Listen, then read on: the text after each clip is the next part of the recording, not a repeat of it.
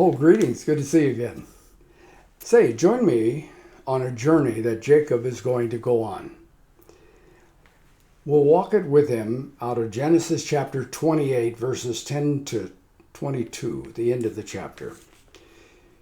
It's quite a story. But remember, it's not just history, it's revelation. So God wants to say something to us in this passage. This is the way it goes, starting at verse 10 of chapter 28 of Genesis. Jacob left Beersheba. Remember, that's the well of the oaths, where Jacob had a big party and made a covenant with Abimelech, the king of the, we call them Palestinians today, Philistines back then. And he set out for Haran. That's the place that God had called Abraham to leave and go where he would show him. So now Jacob is going to go back to the place that Abraham left. Verse 11, when he reached a certain place, he stopped for the night because the sun had set. Taking one of the stones there, he put it under his head and lay down to sleep. He had a dream in which he saw a stairway resting on the earth with its top reaching to heaven, and the angels of God were ascending and descending on it. There above it stood the Lord. Now, notice that's all capitals. That's the YHWH, the high and holy name of the covenanting God. And he said, I am the Lord, the God of your father Abraham and the God of Isaac. I will give you and your descendants the land on which you are lying. Your descendants will be like the dust of the earth, and you will spread out to the west and to the east, to the north and to the south. All peoples on earth will be blessed through you and your offspring. I am with you and will watch over you wherever you go. And I will bring you back to this land. I will not leave you until I have done what I have promised. When Jacob awoke from his sleep, he thought, surely the Lord is in this place, and I was not aware of it. He was afraid and said, how awesome is this place? This is none other than the house of God. Now, that we're going to learn is Beth-El, house Beth, God, house of God. And this is the gate of heaven, Babel. Oh, that's interesting. Early the next morning, Jacob took the stone he had placed under his head and set it up as a pillar and poured oil on top of it. He called that place Bethel, though the city used to be called Luz. We'll come to that in a moment. And Jacob made a vow, saying, if God will be with me and will watch over me on this journey I am taking, and will give me food to eat and clothes to wear, so that I return safely to my father's house, then the Lord will be my God. And this stone that I have set up as a pillar will be God's house. And of all that you give me, I will give you a tenth, a tithe, in other words. Well, an artist has pictured for us the stone that, well, the event, let me say, where Jacob is sleeping. Isn't that neat to have a smile on his face with that nice pillow that he had? And the dream has to do with, some versions call it a ladder, some call it a stairway. And it rests on the earth and reaches all the way to heaven. Now, those are details that are important in the story, and we don't want to miss them. We want to make sure that we pick them up. And then he takes that stone and he stands it up. That makes it what the Bible calls an Ebenezer, a standing stone. It is a memorial now, but it's more than that. He anoints it with oil. And that is kind of interesting. Priests were anointed and kings were anointed. In other words, set apart for special use. So this stone is set apart for a place of worship. The ladder to heaven. Now, a Jewish rabbi helped me understand that there is revelation in this. And this is the way it's explained. There is a secret to a ladder. See, if you're in a hole, let's say you're at the bottom of a well. Well, let's make it a big well. The kind of well that took a lot of men a long time to dig out. But At the bottom of the well, you find yourself unable to get out. You need a ladder. Well, the problem is, if you have a ladder that only reaches part way down, it's useless to you. Or if you had a ladder that you could stand on the bottom and it only reached halfway up, it would still be useless to you. You need a ladder that reaches both ends. In other words, earth and heaven are a long way apart, perhaps as far as the east is from the west. But it has nothing to do with distance or time. It may have to do with a different, what do I want to say, a different space, or there's something that's not in the measurements of what we understand, that we're very thingy people. But it could be that there are dimensions, and it's in a different dimension, and so it's a long way, in a sense. It's too far for us to make it there. But a ladder is only useful if it reaches both the earth and heaven, in other words. And so there is one that came from there to here, and that's kind of interesting. We'll talk about that in a minute. But each of us, like Jacob, needs to find a ladder that helps us step into God's presence, that helps us connect, if you please, with God. Now, Jacob was perhaps at a very low point in his life, and that's where God met him. Isn't it interesting that that's where God often meets us? Jesus said, I tell you the truth, you shall see heaven open and the angels of God ascending and descending on the Son of Man. Now, this is the Messiah, the one who came from there to here. He, God, made himself man, okay, and so he calls himself the Son of Man. The miracle is not that he's God. The miracle is that he became man. And so Jesus said, I am the door, okay, the Babel, that becomes the ladder for us, because he came from there to us all the way down to make it possible for us to connect all the way up. Now, the Apostle Paul writes something interesting in Ephesians chapter 4. It's a passage that may be kind of hard to understand, but listen to it. But to each one of us, grace has been given as Christ apportioned it. That is to say, when he ascended on high, he led captive in his train and gave gifts to men. What does he ascended mean? Except that he also descended to the lower earthly regions, okay? All the way up, all the way down. He who descended is the very one who ascended higher than the heavens in order to fill the whole universe. Aha! So Jacob's dream is a messianic revelation, a messianic prophecy, that the Messiah would be a ladder which is long enough to reach where we are and connect us with the Holy God. Oh, man, now what a great insight.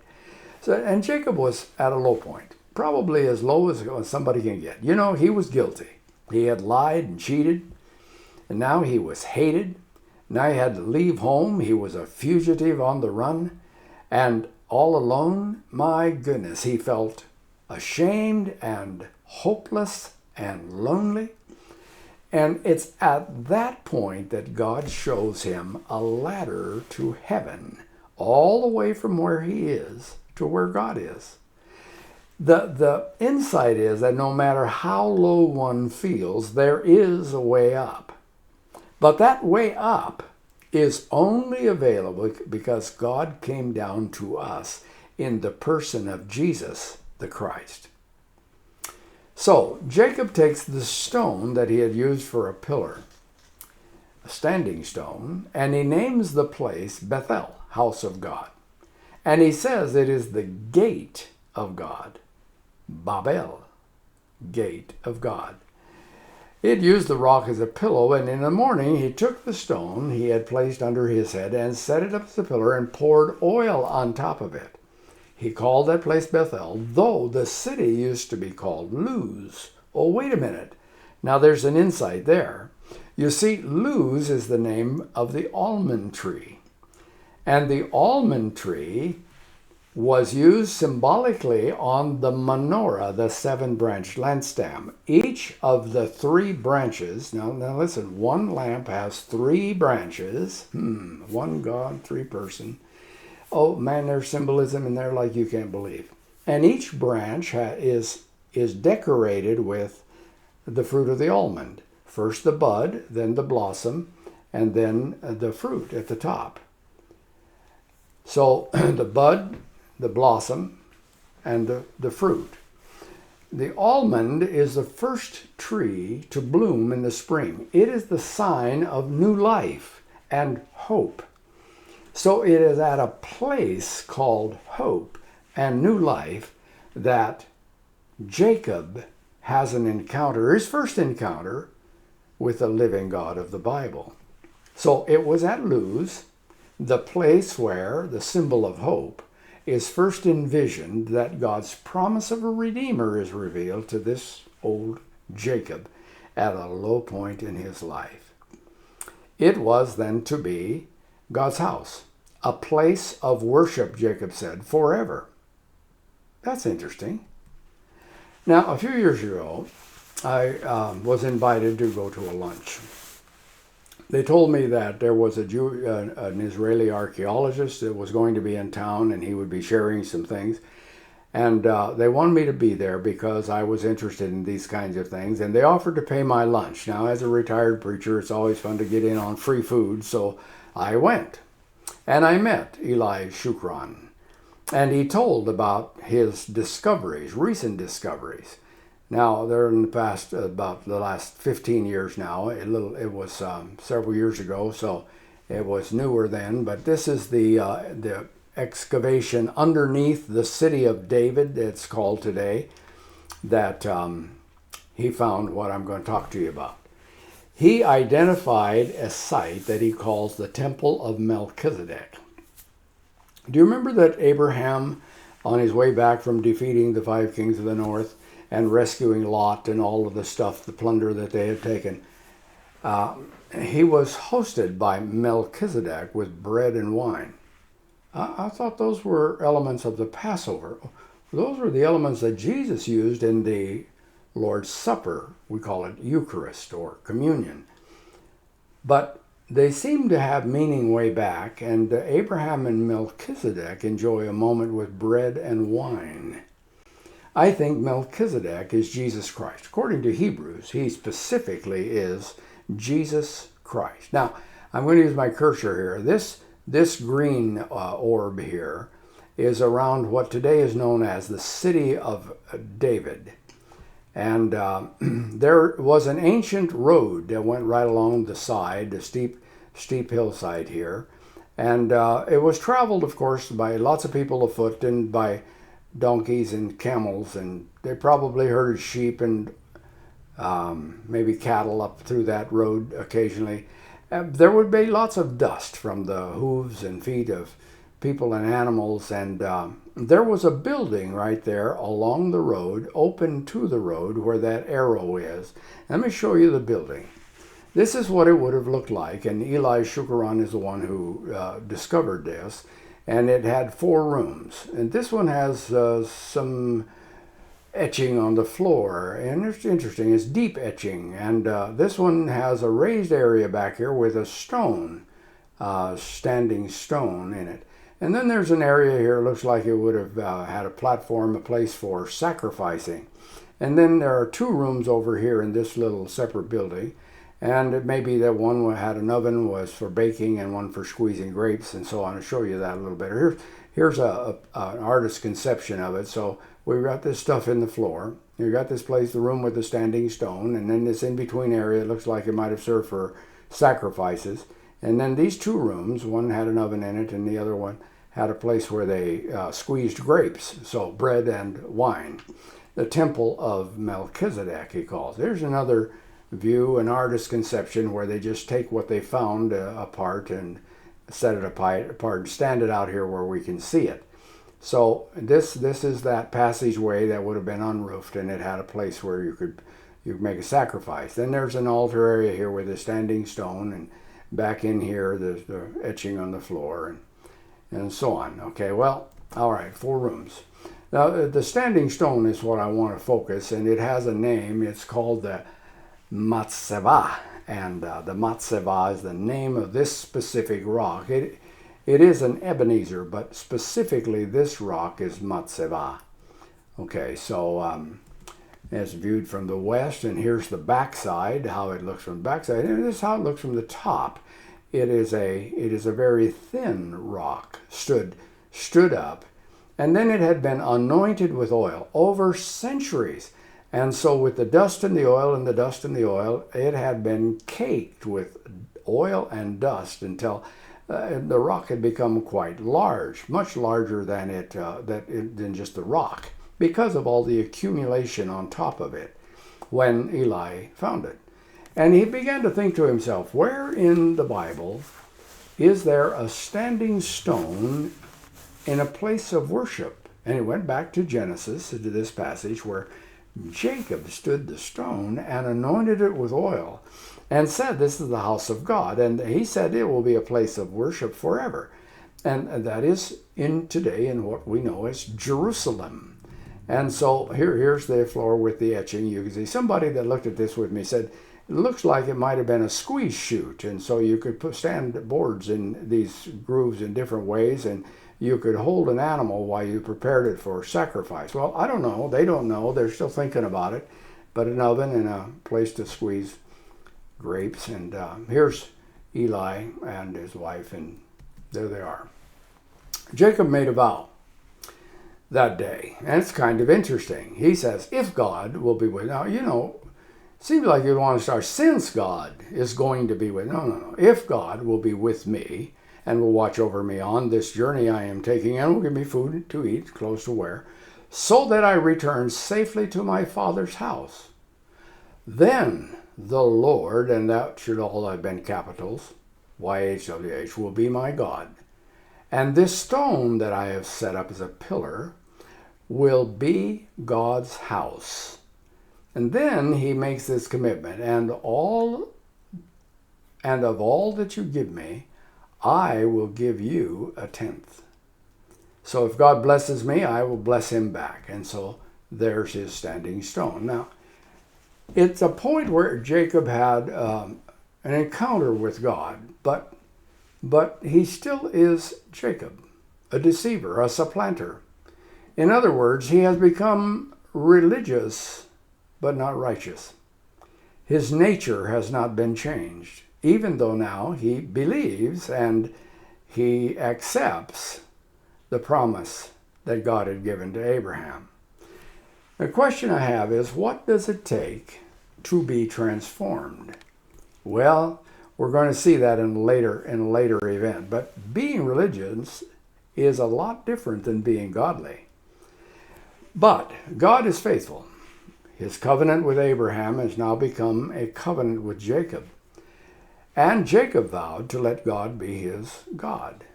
But he will still cheat and be cheated. He will still wrestle and be wrestled with.